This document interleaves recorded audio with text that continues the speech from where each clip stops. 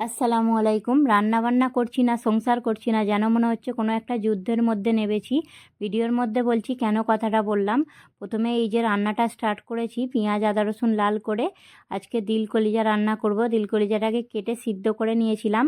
তারপরে এই যে ভালোভাবে একটু ভেজে নিয়ে বেসিক মশলা যেমন সব কিছু দিয়ে মশলাটাকে ভালোভাবে কষিয়ে নিচ্ছি। রান্নাটা কিন্তু সিলভার কড়াতেই বেশি ভালো হয়। তারপরে এই যে ভাতটাও হয়ে গিয়েছিল। রান্না করতে করতে বাসনগুলো ধুয়ে নিচ্ছি। ছেলে তো এই টাইমে স্কুলে থাকে। সকাল থেকে সারা দিনটাই এইভাবেই আমার কেটে যায়। হাজবেন্ড না থাকাতে প্রতিটা কাজ আমাকে নিজেকেই করতে হয়, যেন মনে হয় কোনো যুদ্ধ করছি। মশলাটাকে ভালোভাবে কষিয়ে নিলাম। রান্না করতে করতে একটা ফোন এসে গেল, একটু দরকারি কাজ ছিল, সেটার জন্যেই যাব।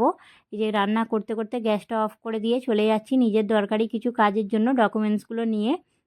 এখন মনে হয় প্রত্যেক বাড়িতে এটাই চলছে, সবাই কাগজপত্র নিয়ে দৌড়াদৌড়ি করছে, তাই আমাকেও করতে হচ্ছে। হাজব্যান্ড না থাকায় একাকেই সব কিছু সামলাতে হয়।